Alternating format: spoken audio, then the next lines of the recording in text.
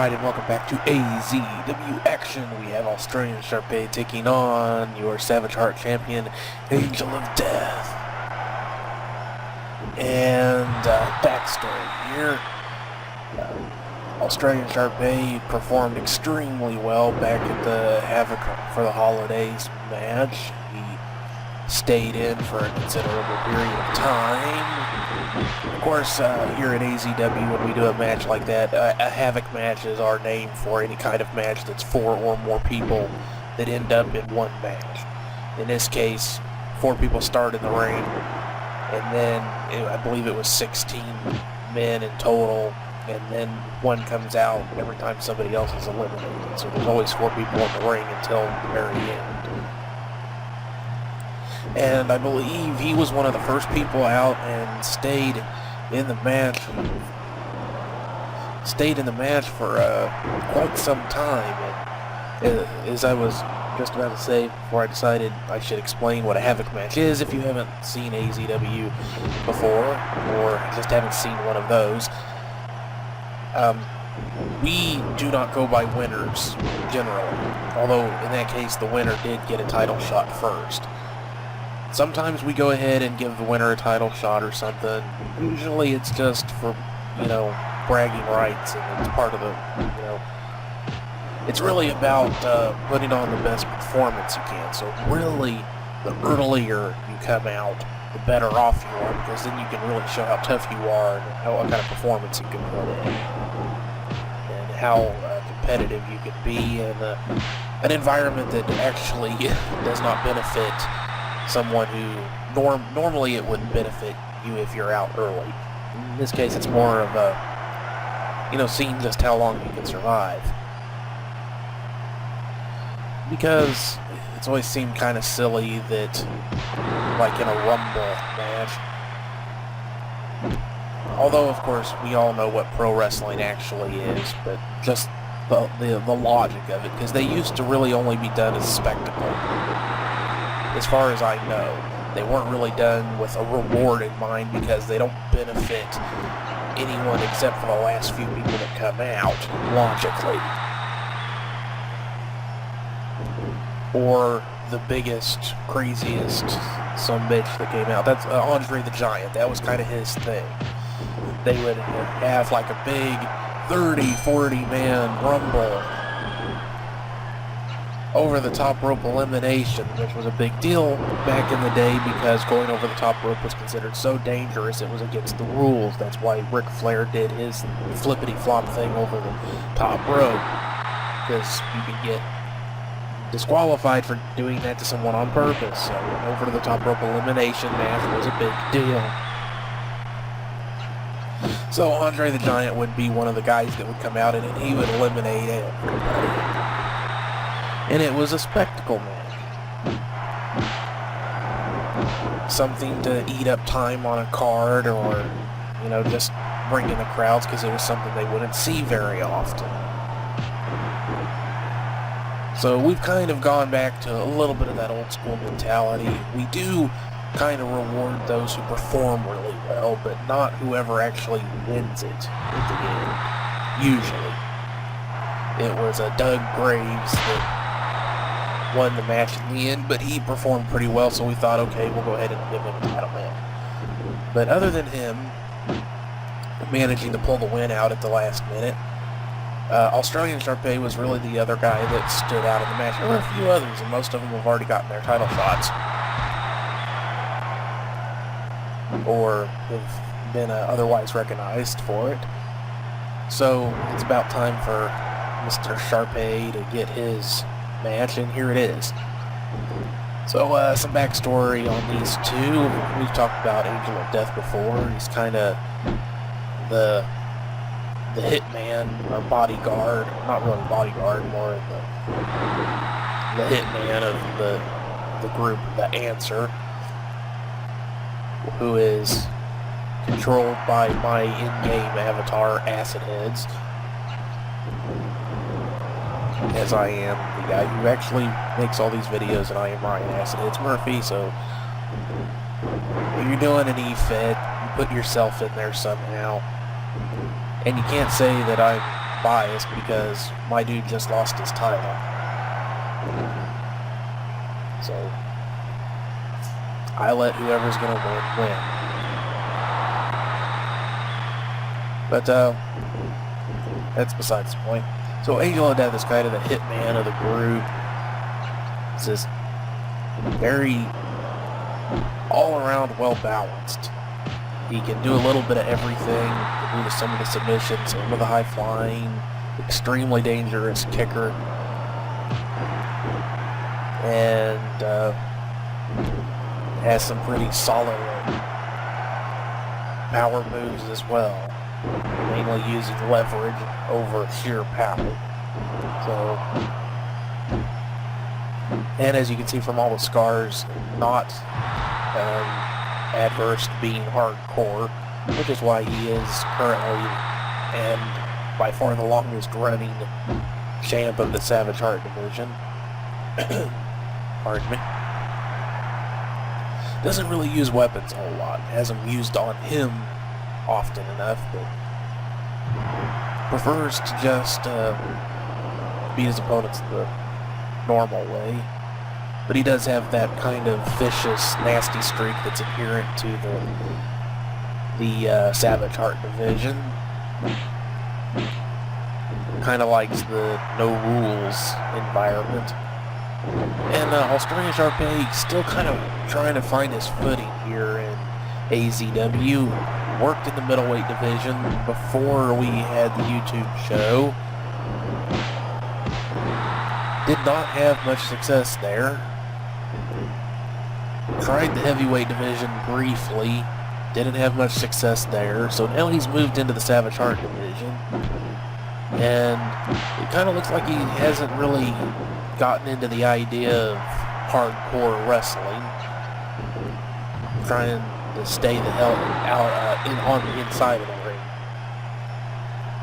rather than let things go to the outside where he's going to get hit harder and take nastier bumps and possibly have weapons come into play. So we'll just have to see how he performs here. There is one thing you can say with some certainty about him. He is tough as hell.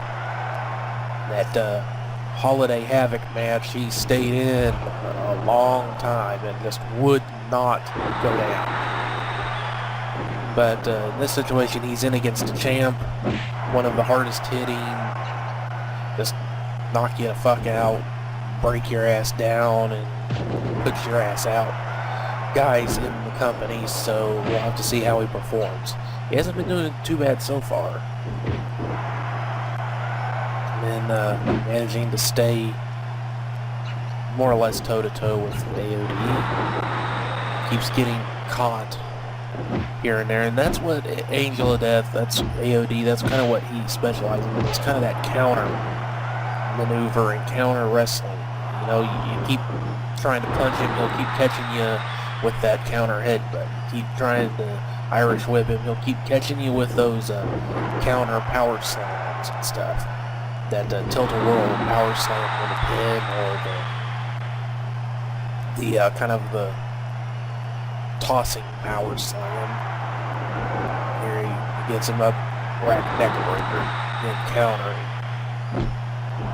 Not always, I mean, as I said, he's extremely well balanced. In terms of how he performs and is able to adapt his game to whoever's in the ring with him. But he's quite good at the counter wrestling. And it is to get out of one, but takes the second. There, the arm wringer. To the corner. Shar Pei pops out, catches it, and big belly to back suplex. AOD right back up. And since we've instated some back-end policy that helps keep the guys going longer, we're actually getting some halfway decent matches before they start falling down and acting half dead. Game Shark codes for the win.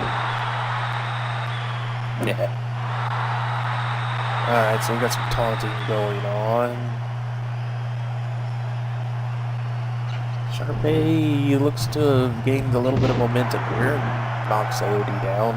Big forearm to the head. Running forearm. But takes some fast chops there.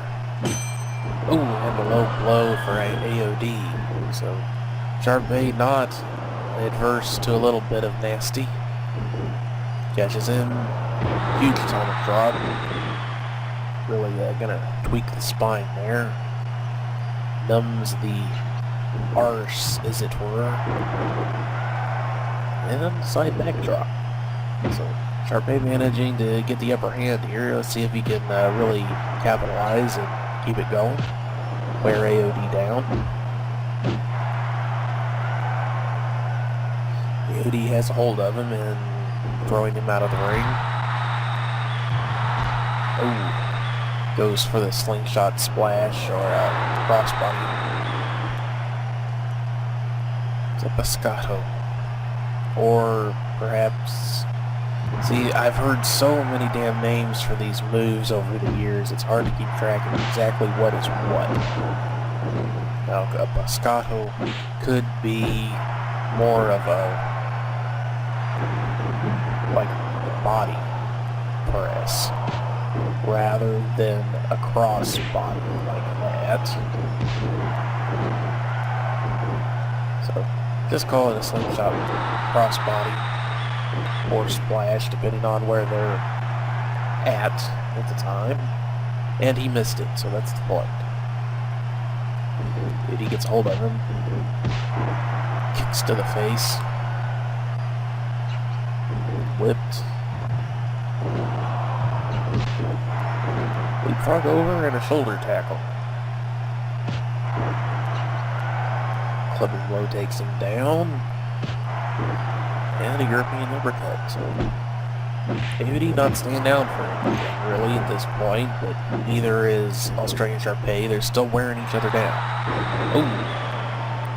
And there was something that Shar Pei could possibly capitalize on. He countered there. Like AOD was going for a slam and got caught with the DDT. Oh, coming in with the spin kick, but gets stopped. Shar Pei pushed it out of the way. Oh, going for a big kick. Missed. Shar Pei in for control right here. Hits the suplex. It's gonna have to... Oh! Catches the foot, but gets the enziguri. Needs to really stay on top of AOD. Keep hitting him, keep wearing him down. Just got caught with a counter headbutt. This is where things can start really going wrong for you in the ring against AOD, because he can keep, you know, you get that little bit of momentum, and then he starts in with a counter wrestling, and suddenly you're in trouble again. And there he goes with a counter headbutt again. Catches him with a straight right. Oh, man, one of those big knees to the gut. That will take a serious toll on the ribs. Shar Pei getting a little bit taunt happy there. His arm wringer elbow. Catches him again, throwing him to the outside again. And taunting, no, going up top. But thinks better of it. AOD was maneuvering around. That would have been a very bad idea to try to go for anything.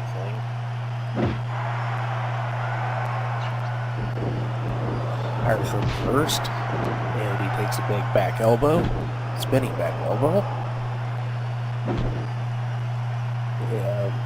Shar Pei trying to stay on top of him. Throwing him back out of the ring. And taunting again. And kind of trying to psych each other out, I suppose, there. AOD catches and takes him over with a snap suplex.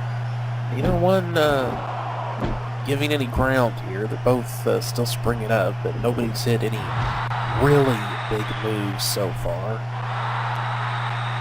AOD had some good counters early on, hit a power slam and that rack neck breaker.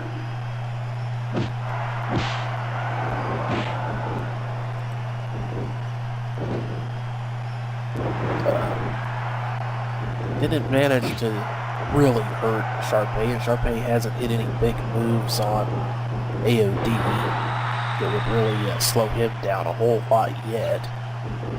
So, still just kind of fighting that attritional battle here, seeing who's going to be the first one to start giving.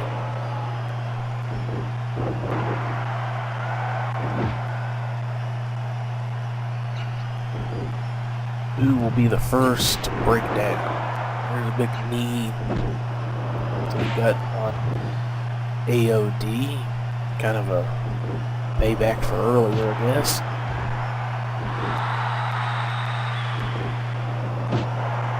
Shar Pei trying to keep some distance between him and AOD. Every time AOD starts making up any... and gets caught with a big flying body tackle there, but gets hit with a low blow. AOD does, and big suplex on the outside. That's gonna hurt. Looks like they're both slowing down just a little bit here. AOD takes the big front drop kick, doesn't go down though. It's a front kick to the face or chin. They're battling on the outside here. Counter headbutt. And an enziguri. Shar Pei coming out worse there until he managed to hit another low blow. Sometimes I think all these guys, from all the low blows I've seen them take, they must have balls of absolute steel. They're not brass. Brass is soft. In comparison, they must be stainless steel balls. Oh, and another big knee to the gut. Hits him. And knee breaker. Oh. It's a rope break. This is the only rule that we really maintain in the Savage Art division is rope break. Just so they can't lock on a submission hold and just sit there forever. But kind of looks like he started working over the legs a little bit there. Maybe he feels that trying to wear the big man down the regular way, you know, trying to go for a pin, maybe he thinks that that's a bit too, you know, it's taking too long, too risky. Maybe he thinks that he might lose that particular type of fight. Well, you know, gotta be smart here. Signaling intelligence there, he gets in with a whip and tilt-a-whirl slam with a pin, but no count at all. And again, Shar Pei showing just how tough he is, still going. And as I said, neither one of them have really hit any big moves on each other that would really, you know, take a serious toll. AOD's hit a few moves on Shar Pei, and Shar Pei's hit a couple of moves here and there on AOD, but neither one has really hit anything major. Just been kind of... Okay, so AOD's hit a couple of high-flying moves. Those will start taking a real toll. And he's back to the knee. Oh, they're signaling for a finisher there. Gets hold of him, spins him, and Death's Head Breaker. One. Only gets a 1 count though, on the outside too. Shar Pei, very tough, good dude. This of course is a championship match, high profile. He's going to push himself even harder. He gets his AOD in a leg lock there briefly. It is one of the areas that AOD is susceptible to, is goes for those kicks. It is possible to catch him and, you know, do various amounts of harm to his legs, and once you start really wearing down on his legs, you start really wearing down on his overall offense, because it is very much a leg-based, with kicks, high-flying moves, leverage moves. He's not a tall guy, and kind of has a bit more of a stouter body frame,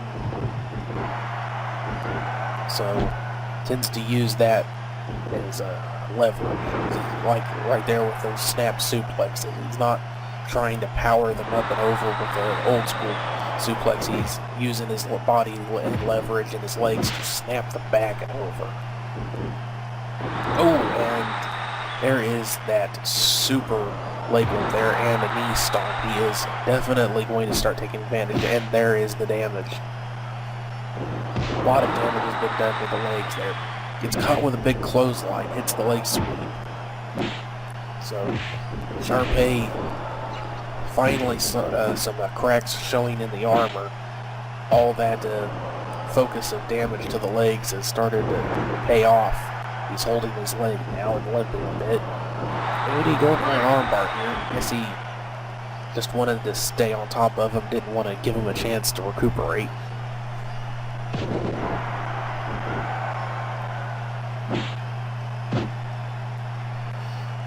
Gets behind him and takes the elbow. Does not connect with the sweep very solidly. Gets driven back. And hits that super leg whip again, and again with the knee stomp.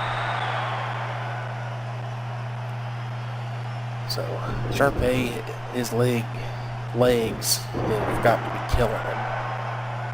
Apparently it's the left leg that is bothering him the most. So, jumping front kick there. AOD trying to get a hold of him to do something. And goes and, a fake out. Cheeky devil. But the crowd likes it. Reversal on the whip. And that big old spin chop there. Going after the leg again. Rolling around, doing some tumbling. Now he's just messing with him. It looks like, but gets shoved down off of the suplex attempts. Drives him back with the leg sweep.